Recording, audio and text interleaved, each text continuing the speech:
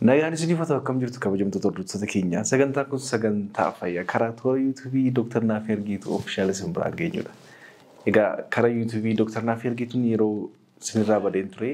Sababni isaas egaa beektu baay'een keessanii yaadoon kiliinik magaalaa Finfinnee Hayat Daraartuu Addabaabayitti hojii kiliinika bannee hojii hojjechaa jira. Baay'ee biizina gochuudhaan kan ka'e xiqqoo sin jalaa badeen ture. Garuu amma walitti deemna jechuudha. Akkam ture? Guyyaan keessan akkam ture? Namoonni subscribing goone yoo jiraattan ta'e callisanii dhokatanii kan dhaggeeffachaa yoo jiraattan qubni keessan fayyaa yoo ta'e qofa subscribe gochuudhaan maamila taasisni jenna. Namoonni hedduun keessan kanneen maamila taasisanii hordoftan dhufti keessan immoo galatoomaas ni jenna. Gaaffiin yaarraa dhimma irratti taasisuu barbaade namoonni baay'een gaaffii isaan nu gaafatan waan ta'eef kanaan duras viidiyoo irratti waggaa 2 waggaa 3 dura ibsa kennuu yaadeera. Garuu more sirriitti clear nu godhi jechuudha waan nu gaafataniif kanarratti clear isin gochuun barbaada jechuudha. Kunis maallaa maloota ittisa ulfaa kanneen qorichas ta'e lilmee akkasumas immoo koondoomii ta'e kan biraatuun fayyadamanii karaa ittiin ulfa karoora malee ittisuu danda'an jira kan jedhu gaafatanii turtanii. Egaa kanaaf haala muraasaan isin ibsuuf yaaleera. Ni jira actually natural family planning method kan jennu yookiin immoo karaa uumamaatiin ulfa karaa itti ittisuun danda'amu ni jiraata garuu percentage dhibba tokko effective jechuun dandeenyu garuu namoonni baay'een kan isaan fayyadamanidha. Kanaaf egaa baay'een namoota qoricha fudhachuu kan hin barbaanne jiru. Kan immoo lilmoo baatii 3 kan irree jala galchitan fudhatan jiru. Kiliiniin guyyaa guyyaan fudhatamu jira. Adduma baasuudhaaf kiliiniin guyyaa guyyaan fudhatamu jira. Lilmeen kan baatii 3 immoo ji'a 3 waraanamu jira. Dabalataan immoo kan waggaa 3 fi harka jala galfamu jira. Kan gadameessa keessas galchamu jira jechuudha. Kana malee namoonni karaa uumamaatiin haala kamiin ulfa karoora malee ittisuun danda'ama jettanii baay'ee keessan kallattii garaagaraatiin nu gaafachaa turtan jechuudha. Tooftaawwan jiran keessaa tokkoffaa marsaa laguu guyyaa isaa beekuun akkamitti adda baafna haala kamiin of eeggachuu dandeenya kan jedhan nu gaafatan tokko kan gaaffii tokkodha. Sirriitti isin ibsa jechuudha. Lammaffaan immoo karaa biraa immoo tooftaan biraa jira kan jedhudha. Egaa tooftaan garaagaraa jiru. Gara kalendariitti yookiin immoo gara guyyaa marsaa laguu beekuudhaan baruutti tun dhufin dura tooftaawwan akkamii fayyadamuu dandeenya kan jedhu. Tokkoffaan tooftaan fayyadamuu dandeenyu withdrawal technique kan jedhudha. Kana jechuun yeroo walqunnamtii saalaa godhanitti yookiin immoo yeroo walqunnamtii saalaa yookiin seeksii godhamutti yeroo miirri qaama saalaa yookiin miirri dhangala'aa dhiiraa yookiin immoo spermiin ba'uudhaaf jedhutti yeroo inni dhangala'uuf jedhutti keessaa baasanii bakkeetti dhangalaasuu kan jedhu jechuudha. Kana jechuun maal jechuudha? Egaa yeroo walqunnamtii saalaa godhanitti namoonni baay'een namoonni miliyoona hedduun tooftaa kana fayyadamu garuu baay'ee immoo feeliin godha jechuudha. Yeroo sana keessaa baasanii bakkeetti dhangalaasuu jechuun namoonni baay'ee egaa miira waan ta'eef miira keessa galee namni tokko yeroo sana tooftaa kun jalaa miliquu danda'a. Of dagachuu danda'a waan ta'eef jechuudha. Ndaamu yeroo tokko dhukkubsataa wayiidhaan akkas jennaan yeroo sanatti dhuftee qaawwinatti qabdee hunda gahu jedhee kan dubbatee jira jechuudha. Wantoonni akkas jira tooftaa akkasii fayyadamuu hin danda'amu tariyyoo hin dandeessu ta'e of to'achuu hin dandeessu yoo ta'e namni kamiyyuu akka kana fayyadamu gorsina jechuudha. Of to'achuu hin danda'amu ta'e garuu immoo dhibee daddarboo ta'anii itti suuratti gahee tokko hin qabaatu jechuudha. Dhibee daddarboo ta'an daddabarsuu danda'a waan tokko beekamaadha waan ta'eef baay'een keessan akkuma beektanii. Kanaaf tooftaa kana namoonni baay'een fayyadamu waan ta'eef tooftaa kana haala kanaan akkuma ammas hin jedhe fayyadamuu hin danda'ama. Lammaffaan immoo lactation method kan jedhamu jechuudha. Dubartoonni yeroo erga da'anii booddee hanga 7 yookiin baatii 6tti aannan yookiin immoo harma ni hoosistaan dubartiin tokko guyyaa 8 guyyaatti yeroo 8 hanga 12 yeroo isaa eeggatti ni hoosisti taanaan harmanni yoo ta'u yookiin immoo daa'imni sun harma qofaa yookiin immoo harma qofaa fayyadamu yookiin immoo harma qofaa ol taanaan carraan ulfa uumamuu isaa dhiphaadha jechuudha. Kana fayyadamuu hin danda'ama. Inni baay'een garuu namoonni baay'een keessan kan jirtanii kalendarii yookiin immoo yeroo marsaa laguu dubartii beekuudhaan akkamittiin ulfa karoora malee ittisuu hin danda'ama. Tokkoffaa jedhanii baay'een namoonni baay'een kan nu gaafatan jechuudha.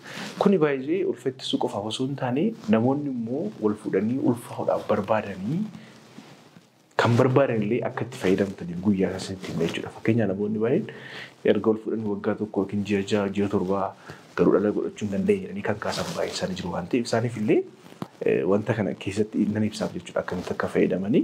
Dabalataan immoo namoonni ulfa karoora malee ittisuu barbaadan haala kamiin fayyadamuu qabdu kalendarii ji'a beekuudhaan yookiin immoo guyyaa ji'a beekuudhaan kan jedhu sitti machuudha. Jalqaba irratti kana beekuudhaaf dubartiin tokko marsaan laguu ishee guyyaa itti dhufee fi guyyaa irra deemee beekuu qabdi. Kana jechuun marsaan laguu ishee har'a gaafa fakkeenyaaf har'a guyyaa 10 yoo ta'e guyyaa gaafa 10 itti dhufe taanaan guyyaa 10 itti galmeeffachuu danda'u qabdi. Yoo galmeeffatte galmeeffachuu baannaan immoo qabachuu qabdi jechuudha. Achi booda guyyaa marsaa laguu itti dhuferraa kaasee 1 2 3 jedhamee waan lakkaa'amuu fi guyyaa sana sirriitti qabachuu jechuudha. Kanaaf dubartoonni tarii hiriyoonnis ta'e abbaan manaa guyyaa sana qabachuudha. Yoomsitti dhufee marsaan laguu yoomirraa deemee miti. Yoom dhiqattee osoo hin taane marsaan laguu guyyaan jalqaba dhiiguu jalqabe kan guyyaan jalqabatti dhufe sana qabachuu barbaachisa. Kanaaf na wajjin jirtu qabattan miti. Guyyaa kana erga qabattanii booddee guyyaa kana qabannan guyyaa marsaa laguutti dhufe kan erga qabattanii booddee guyyaa sanarraa kaasee yeroon itti carraan ulfaa'uu jiru guyyaa kanii. Yeroon guyyaa baay'ee baatii tokko keessatti 100% namni tokko dubartiin tokko baatii tokko guutuu tokko namni salagoo ulfaa'uu 100% ulfaa'uu dandeessa jechuun dandeenya. Carraan isaa persentii 25 gadi jechuudha. Garuu immoo yeroo kana keessaa yeroo kana baruun baay'ee barbaachisaadha. Tokkoffaa dubartiin marsaan laguun ishee guyyaa 26 hanga 32 argitu. 26 hanga 32. Guyyaa 26 ta'uu danda'a, 27 ta'uu danda'a, 28 ta'uu danda'a, 32 ta'uu danda'a. Hanga kanaa gidduu kan jiru qofaaf kan fayyadu kuni isaan darda imeetii kan yeroo baay'ee namoonni baay'een kana fayyadamu waan ta'eef tooftaawwan kan biraas garuu kan isinitti himuu barbaade. Marsaan laguu keessan guyyaa 26 hanga 32 gidduutti dhufa yoo ta'e. Dubartiin marsaan laguun ishee guyyaa 26 hanga 32 gidduutti dhufu. Kana jechuun maal jechuudha? Guyyaa 26 guyyaa 27 30 kan itti dhufu jiraachuu danda'a. Dubartiin marsaan laguun ishee guyyaa 26 hanga 32 gidduutti itti dhufu tokko carraan ishee ulfaa'uudhaaf qabu yookiin yeroo ishee ulfaa'uu dandeessu guyyaa meeqaffaati hanga meeqaffaati kan guyyaa 26 hanga 32 gidduutti itti dhufu tokko yeroo ishee ulfaa'uu qabdu yookiin carraan ishee ulfaa'uudhaaf qabu guyyaa 8 hanga 19ti. Kana jechuun maal jechuudha?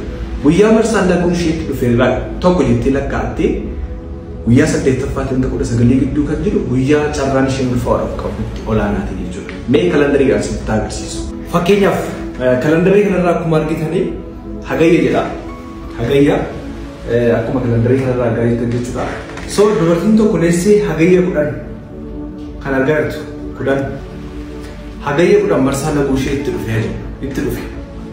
Kanaaf guyyaa marsaan laguu ishee itti dhufe kana Hagayya kana tokko jettee lakkaa'ati. Tokko 11 2 3 4 5 6 7 8 guyyaa 8ffaa gaafa 18 ta'a. Kanaaf guyyaa kanarraa jalqabdee hanga guyyaa 19tti. 8 miti 9 10 11 12 13 14 15 16 17 18 hanga gaafa 29tti jechuudha. 18tti hanga 29tti carraan ulfaa'uu isheetii ol kaadha jechuudha. Mala kana fayyadamuudhaaf guyyaa marsaan laguu keessatti dhufuu beekuu qabu jechuudha. Kanaaf dubartiin kun kan Hagayya 10tti argitu Hagayya 18tti hanga 29tti carraan ulfaa'uu isheetii ol kaadha jechuudha. Kanaaf namoonni ulfa karoora maleetti soora baddaan guyyaa kana fayyadamuu dhiisuu yookiin immoo tooftaa maleetti sadoomsaa kan biraa fayyadamuu dandeessu. Sayinoodha. Yookiin maaqabiin taa'e jechuudha. Guyyaa kana irratti of eeggannoo gochuudha yookiin immoo kondomii fayyadamuu yookiin malatti waan biraa fayyadamuu jechuudha. Guyyaa 8 hanga 19 kana gidduu maal gochuudha? Guyyaa kanatti walqunnamtii saalaa gochuu dhiisuu jechuudha. Keessumaa immoo guyyaa 11 jalqabee hanga guyyaa 17 gidduu kan jiru carraan isaa baay'ee ol kaadha jechuudha. Kanaaf gabaabaa akkuma argaa jirtan guyyaan inni kala diimaadhaan ifa kuni guyyaan itti ulfaa'uudhaaf carraan olaanaa jiru jechuudha. Guyyaa kanatti ulfiifamuu danda'a waan ta'eef of eeggannoo gochuun barbaachisaadha yoo karoora malee ta'e namoonni kaan immoo fayyadamuu dandeessu haala kanaan jechuudha. Haala kanaan fayyadamtanii sirriitti akkuma ammasitti hubannoodhaaf ammas hundumti keessan na hordoftaniittu wal yaadachiisuudhaaf guyyaan marsaa laguutti fi guyyaa 1 2 3 lakkaa'atii guyyaa sanarraa kaatanii ilaaltu jechuudha. Haala kanaan ulfa karoora malee ittisuun ni danda'ama jechuudha. Namoonni baay'een dogoggora guddaan uumamu waa'ee poostipilii ilaalchisee waan tokko dubbachuun barbaada. Poostipiliin emergency contraceptiveidha. Emergency contraceptive jechuun maal jechuudha?